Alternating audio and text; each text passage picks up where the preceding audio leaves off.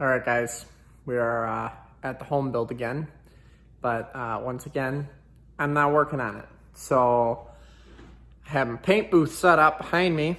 I have 5 sheets of 1/4-inch plywood, and I'm about to go down a very dark road with them. So I hit them with 2 coats of primer. I used random primer from the hoard of stuff I have at home. So the first coat was a Zinsser, and the second coat was leftover Benjamin Moore Advanced. I was able to get a full coat on all 5 pieces of the Zinsser, let that dry, and then a full coat of the Benjamin Moore.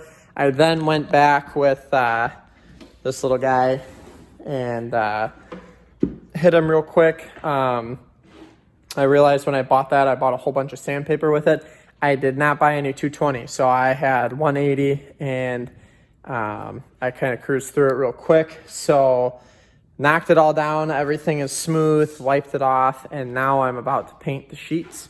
So the 5 sheets that I have here, like I said, they're 1/4-inch. I'm going to use them as basically the new ceiling. So I've got an R6 1-inch polyiso foam that I'm going to put in between all the rafters, and then these sheets will go on those so that we don't have to look at the foam, obviously.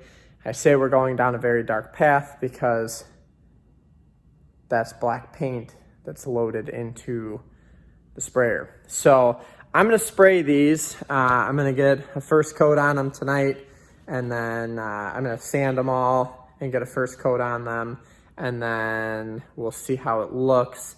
Tomorrow night I'll probably do a second coat, and I'm hoping that they'll look pretty good at that point. So I'm burning up some of my Maynard's money because when you buy a bunch of stuff there, you get rebates.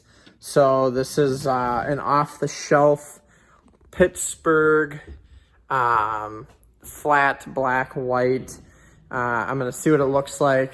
If I don't like the flat on it, then maybe I'll shoot them with a 3rd coat of black just to get the sheen right, but at least we'll have a good base. So gonna shoot it, gonna see what it looks like.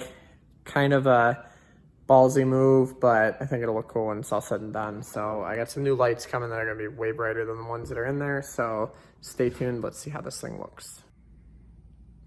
So here is a look at the freshly sprayed black paint using the little Graco Ultra cordless guy.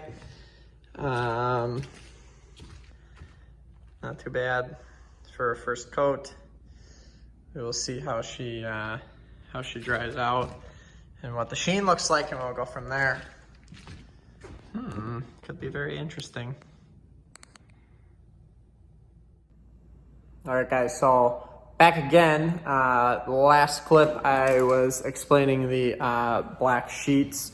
So tonight I'll give you a little quick look at what I'm working on and kind of a rough layout of how this stuff is all going to fit together. So hopefully you guys will be able to follow along, and then I'm hoping by the weekend we'll be able to actually install this stuff in the trailer, and then like I can show you and be like, see, look, here it is. So let me show you what I got going on tonight. Okay, so starting with this guy, I rebuilt the level cabinet. As you can see, there are lots of slots. So basically this will allow me to have basically like every level that Stabila has to offer. Plate level, 8 foot, 78, 59, 48, so on and so forth. You get the idea. Then up here, I'll be able to store my Holy Festool track and the regular track, the 255s that I have, and I've got a 32 that'll fit up here. So that's basically the new thing on the new level cabinet. So in the trailer right now, I have the little Vutainer shelf on the front. Getting rid of that. So I didn't stain the bottom, and that is because there's going to be one big single drawer that's like 12 by 12 roughly, that is going to be 8 feet deep here. So that will slide out the ramp door of the trailer just like the other 2 do on the other side. So that'll be big and deep. I think I'll put like sawhorses, like the little those guys, and like the sauce stand, the little Milwaukee one, and some other random junk in there. Stuff that's kind of weird to store other places. So then on top of it in this section will be the 3-foot by 6-foot Ron Paulk style miter stand, table saw outfeed router bench. And then standing vertical will be that bench here. So this is 4 feet tall. So then on top of this, I will have this cabinet that I completed that I haven't talked about too much yet. So I have some of the stuff in here so that you guys can kind of see what's going on. So essentially when you walk in the back of the trailer, the level cabinet will be here, the 3-foot bench and the 8-foot 4x8 bench will both slide in. Then the long drawer will be all the way at the bottom. So then up above that, the little table saw and the little miter saw will be stored, as well as the Capex here. And then we will have lasers. And then once I get this in, I have a little bit of a bow in my roof trusses. So the center is about 1 inch higher than the outside walls. So what I'll do is I will scribe some plywood dividers to go here that'll be curved back and follow that roof pitch.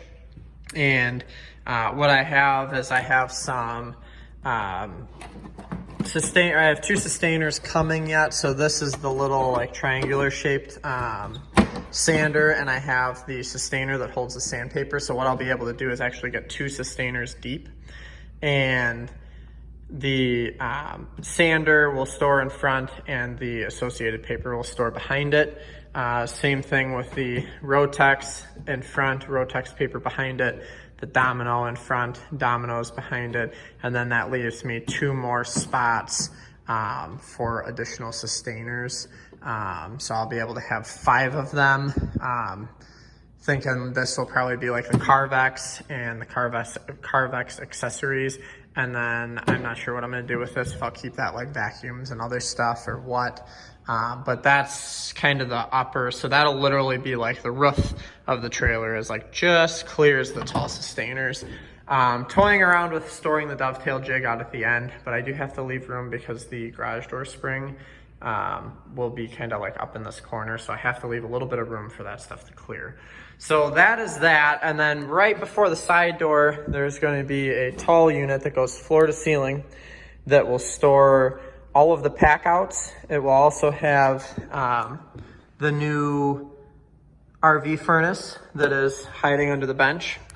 And then it'll also have caulk storage along the wall on the back. So really trying to utilize like every square inch to store all of the stuff on that side of the trailer right now. So that's kind of the new layout. So I'm gonna build some more stuff. I also have 1 cabinet to build here that will be about 12 inches deep. I'll be able to store the Milwaukee radio and all of my Milwaukee lights. So I've got 2 of these little battery temp lights and some rover lights and some other stuff. So I'm gonna put everything, if you need a light, basically it'll be there, and the little Milwaukee radio that we use. So pretty good use of space. Hopefully you guys can follow along with what's going on.